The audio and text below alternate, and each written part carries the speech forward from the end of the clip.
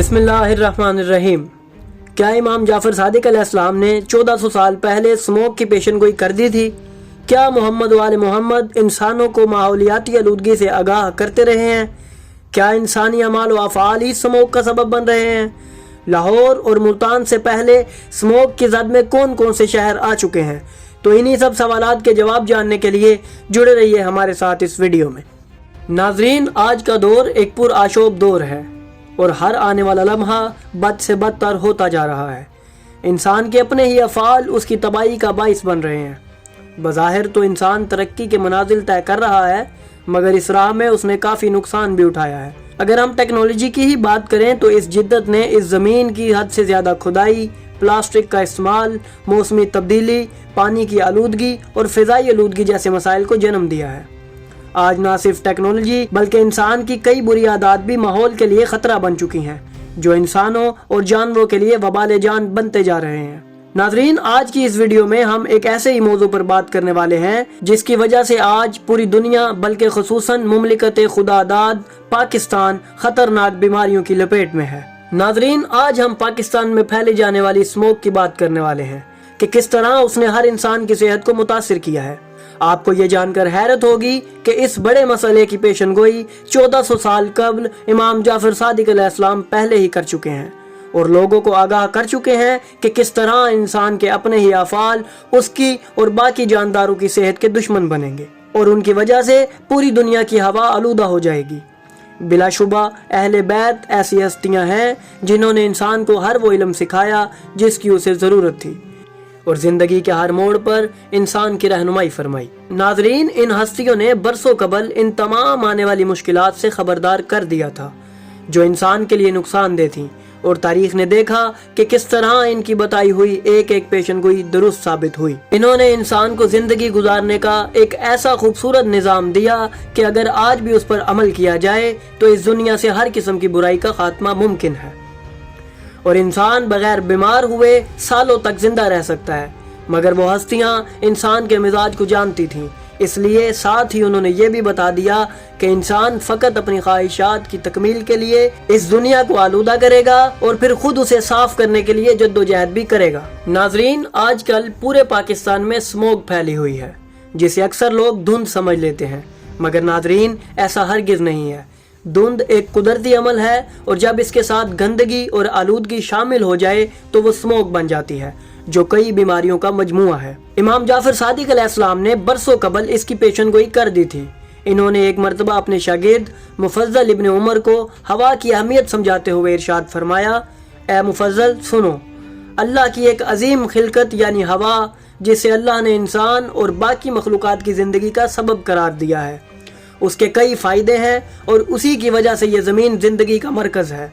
उसी के ज़रिए से इंसान एक दूसरे से बात कर पाता है और अपना पैगाम दूसरे तक पहुंचाता है। नीज़ यही हवा इस ज़मीन पर मौसमों के तब्दील होने का बाइस है। ए मुफज्जल, जान लो कि यही हवा दरख्तों पर फल और पौधों पर फूल पैदा करने का सबब है और इस ज़मीन पर बारिश का निज़ाम भी इसी हवा के ज़रिए से चलता है। समंदरों में हवा कश्तियों के चलने का सबब है और यही हवा ग़िज़ा को नर्मो लतीफ़ बनाती है, पानी को ठंडा करती है और आग को भड़काती है और तमाम तर चीज़ों को खुश्क करती है।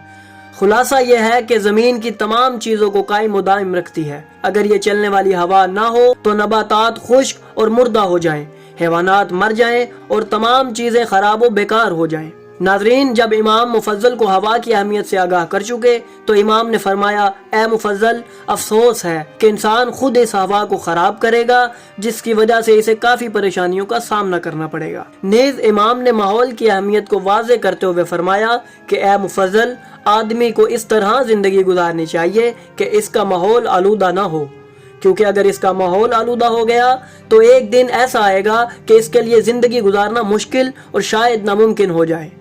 नाजरीन, इमाम ने 1400 साल कबल एक ऐसे वक्त की पेशन गोई कर दी थी जिसमें इंसान के अपने अफ़आल की बदौलत हवा, जो कि अल्लाह की एक अजीम नेमत है, ख़राब हो जाएगी और इसके नतीजे में इंसान का यहाँ ज़िंदगी गुजारना मुश्किल हो जाएगा। और जब हम आज का दौर देखते हैं तो आजकल इंसान जिद्दत की तलाश में दरख्तों को काटता है, नई नई सनतों को कायम करता है, जिसका नुकसान इसे गंदगी और हवाई आलूदगी की सूरत में देखने को मिलता है। یہ مسئلہ تبھی شروع ہوا تھا جب انسان نے پہلا ایٹمی دھماکہ کیا تھا، جس کا نقصان رہتی دنیا تک موجود رہے گا، مگر امام جعفر صادق علیہ السلام نے 1400 سال پہلے اس انداز میں اس مسئلے کو پیش کیا جبکہ نہ تو جدید صنعتیں تھیں اور نہ ہی دھواں پیدا کرنے والی گاڑیاں۔ اس دور میں ایسا کچھ نہ تھا، مگر اہل بیت نے انسان کو اس قدر باریکی سے سب کچھ سمجھایا کہ گویا وہ اسی دور میں موجود ہوں۔ ناظرین، اب ہم آپ کو اس اسموگ کے تاریخی تناظر سے آگاہ کریں گے اور بتائیں گے کہ صرف لاہور ہی نہیں بلکہ تاریخ میں کئی بڑے شہر اس جان لیوا اسموگ کی زد میں آئے ہیں۔ اب ہم آپ کے سامنے اس سب کی تفصیل پیش کرتے ہیں۔ 1952 میں برطانیہ کے دارالحکومت لندن میں پیش آنے والا اسموگ کا واقعہ دنیا کے بدترین اسموگ میں سے ایک ہے۔ اسی وجہ سے اسے گریٹ اسموگ آف لندن کہا جاتا ہے۔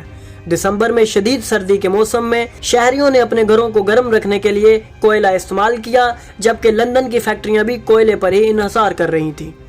اسی وجہ سے اس دھوئیں نے ہوا سے مل کر ایک زہریلی اسموگ پیدا کر دی، جس کے نتیجے میں بڑی تعداد میں لوگ ہلاک ہوئے۔ لندن کی سڑکیں اور ریلوے بند ہو گئے، جس کے بعد برطانوی حکومت نے اس آلودگی کو کم کرنے کے لیے 1956 میں کلین ایئر ایکٹ نافذ کیا۔ امریکہ کے شہر ڈونورا کو اسموگ نے 1948 میں اپنی لپیٹ میں لے لیا۔ یہ واقعہ تب پیش آیا جب فیکٹریوں سے نکلنے والے زنگ اور سلفر نے ہوا کو زہریلا کر دیا اور اسموگ کئی دنوں تک پورے شہر میں چھائی رہی۔ اس دوران ہلاکتیں بھی ہوئی اور کئی لوگ بیمار ہوئے، جس کے بعد امریکہ میں کلین ایئر ایکٹ 1963 نافذ ہوا۔ فوکوشیما نیوکلیئر پلانٹ کا حادثہ بھی فضائی آلودگی اور اسموگ کی تاریخ کا ایک اہم واقعہ ہے۔ 2011 میں فوکوشیما میں نیوکلیئر پلانٹ سے نکلنے والے دھوئیں نے کافی زیادہ نقصان کیا، جس کے نتیجے میں اسموگ پیدا ہوئی اور لوگوں کی صحت کی خرابی کا باعث بنی۔ ناظرین، ان واقعات کے علاوہ بیجنگ اور دلی بھی اس مہلک وبا سے متاثر ہوئے، جس کی وجہ سے کئی لوگوں کو سانس کی بیماریاں، کھانسی اور آنکھوں کی بیماریوں نے گھیر لیا۔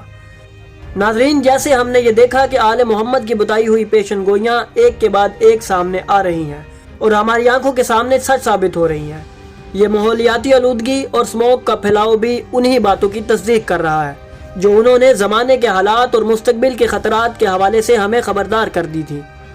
اب وقت ہے کہ ہم ان ہدایات کو سمجھیں اور سنجیدگی سے عمل کریں۔ ہمیں ماحول کے تحفظ اور اپنے اعمال کی اصلاح کے لیے کوشش کرنی ہوگی۔ شاید اسی میں ہماری فلاح اور اس دنیا کی بقا کا راز چھپا ہے۔ تو آئیں مل کر اپنی زندگیوں کو محمد و آل محمد کے روشن پیغام کی روشنی میں ڈھالیں اور ایک بہتر، صاف اور محفوظ کل کی بنیاد رکھیں۔ ناظرین، ہم آل محمد کی بتائی ہوئی سائنسی اور ماحولیاتی تعلیمات کو آنے والی ویڈیوز میں آپ کے سامنے پیش کرتے رہیں گے۔ تو اگر آپ کو ہماری یہ کاوش اچھی لگی تو ہماری ویڈیو کو لائک کریں، ہمارے چینل کو سبسکرائب کریں اور بیل آئیکن کو بھی دبا دیں تاکہ آپ کو ہماری آنے والی مزید ویڈیوز ملتی رہیں اور آپ علم سے مستفید ہوتے رہیں۔